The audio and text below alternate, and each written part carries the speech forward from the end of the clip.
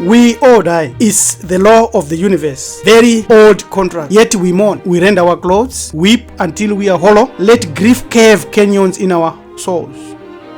We call it sacred, necessary.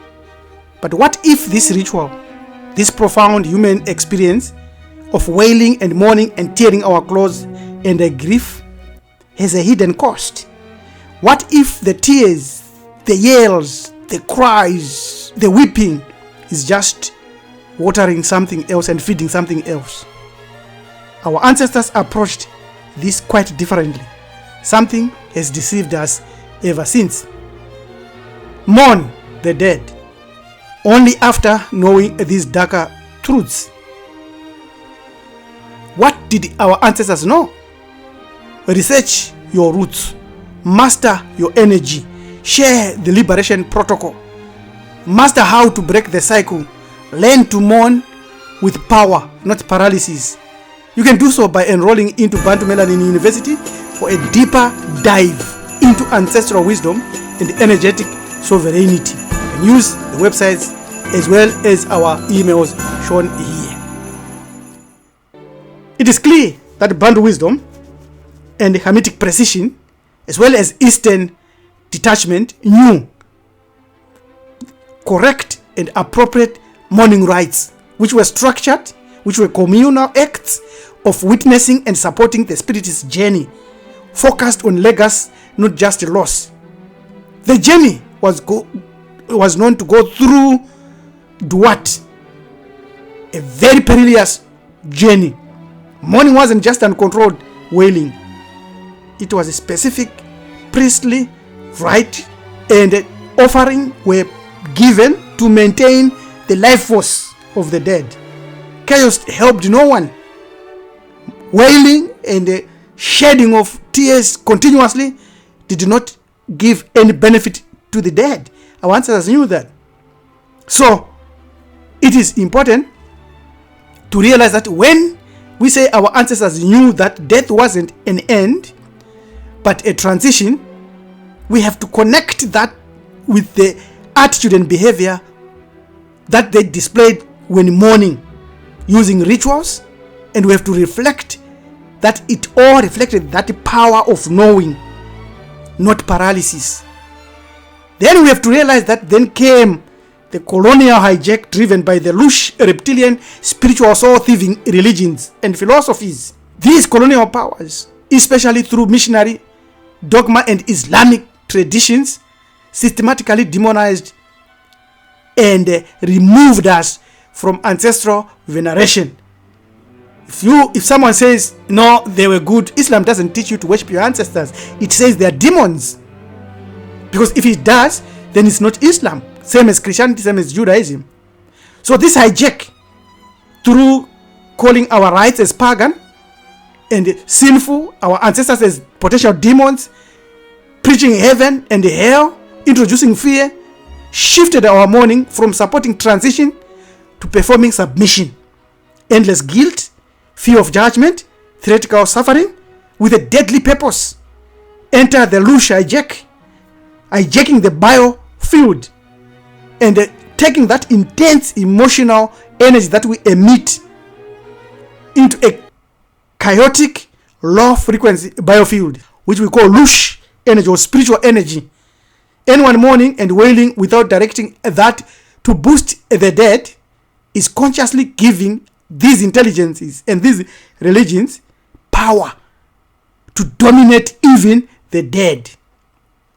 It is crucial that we realize that we were tricked, and today we are suffering through cultural hypnosis, as indicated already, said that our Bantu, Hamitic, indigenous societies, their understanding of death was pagan and evil, and theirs was good. And this energy shift caused our mourning rituals not to aid the dead, but to aid the Abrahamic colonial dogmas. And our grief turned our ancestors into souls of peril, needing prayer and penance, and this was supplied by the Abrahamic religions and other systems.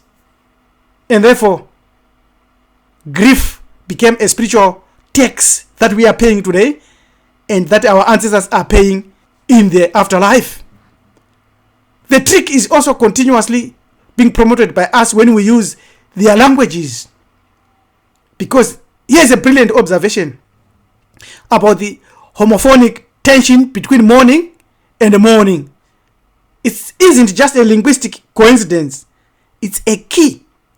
It shows us the deliberate blurring of our sacred Bantu Hamitic solar rituals, dawn rites for the dead, with Eurocentric greetings every morning, which feeds by our words, our own words, we utter every day when we meet the entities that rule the lower demonic spheres.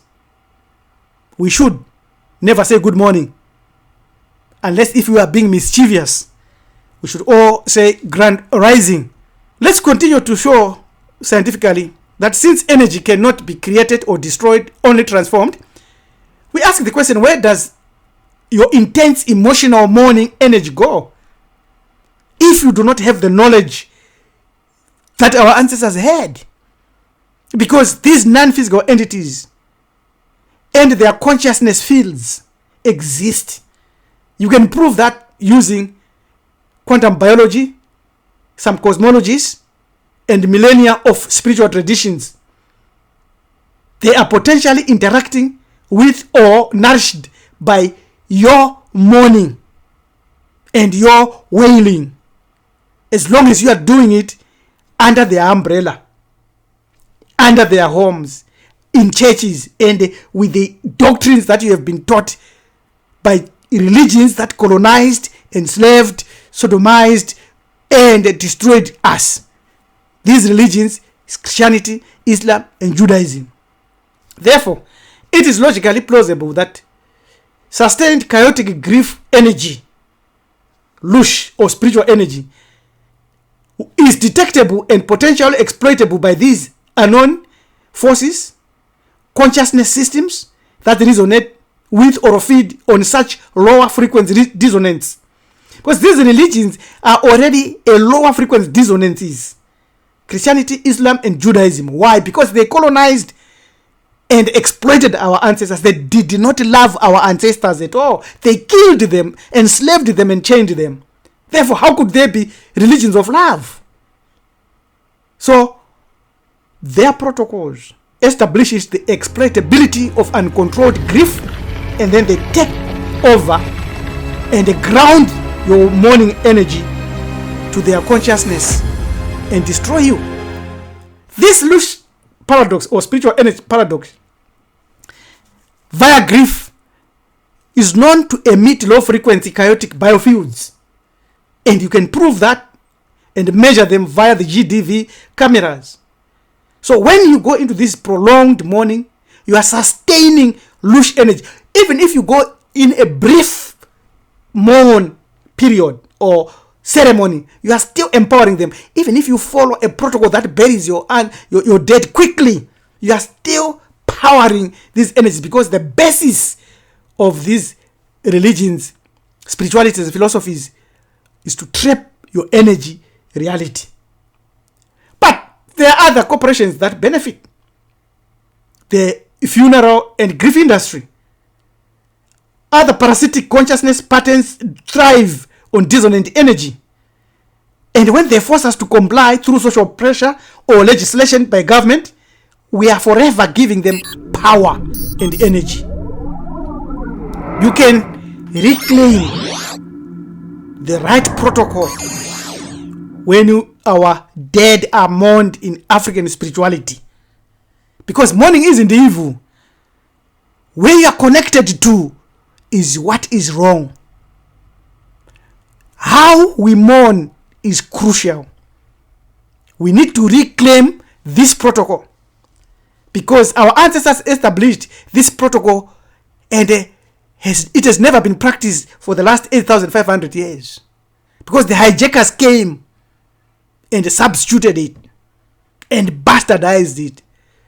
If you want a detailed list and protocol and rite and ritual that you can look and consider and think about as a liberation protocol in terms of mourning, you can send us an email, Bantu Melanin University. Use any of these emails that we are showing here, because there is a 10-day protocol here that we encourage you to look into, to study, and verify. Because what has happened now is that the fusion of mortality services, insurance, and war economics created an ecosystem worth over $350 billion annually, United States dollars. Demographic inevitability, aging, diseases, cultural shifts, eco-barriers, and conflict wars drive demand and sustain the growth of this mortality industry. Yet there are no ethical questions that are asked about what is happening with the spirit and souls of the dead.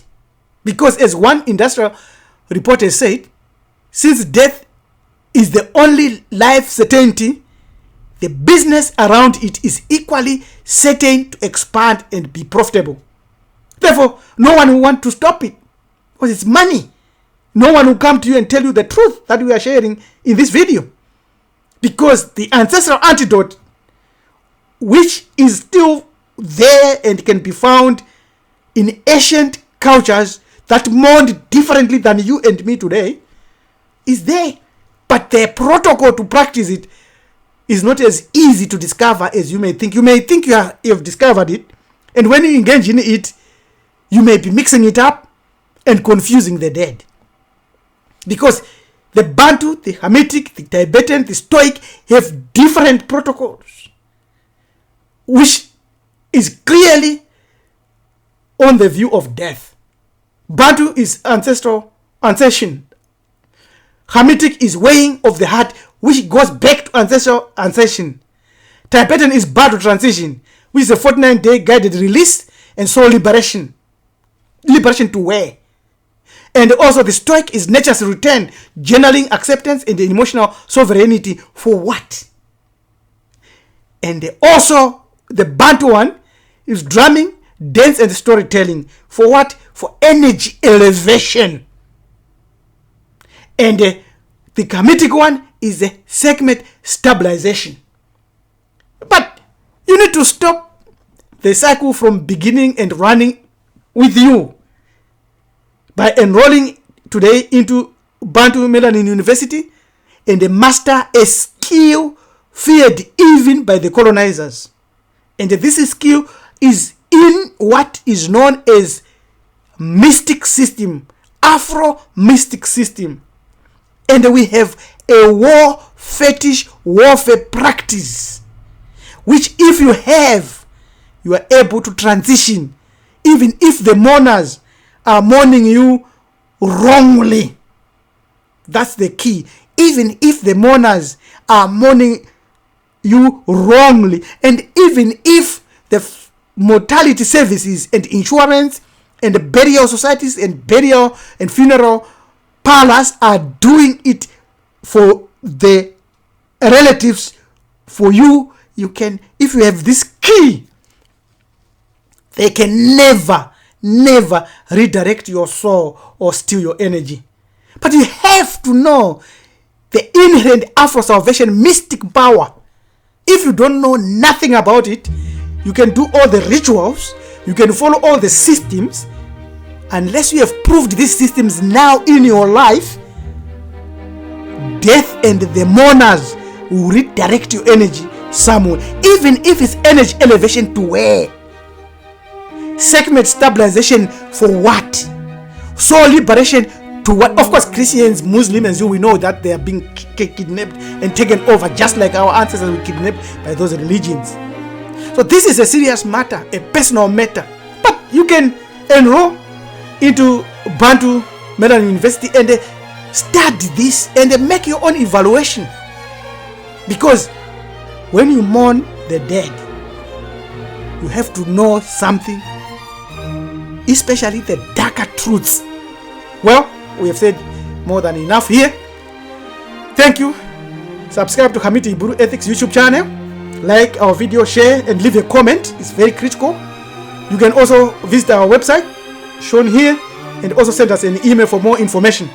I'm your manager, Topi Prince Jaraba LM Mjaganja of Maarifado Family Network, saying yes, mourning is not very tricky if you know the Afro mystic systems. It doesn't matter whether you know Ubuntu, Bantu, or you mourn as a Zulu, you mourn as a Ndebele, as a Xhosa, as a Shona, as a Karang, as long as you do not have protocol, the correct protocol, and as long as you have not proved that protocol while you are alive today and know that it works.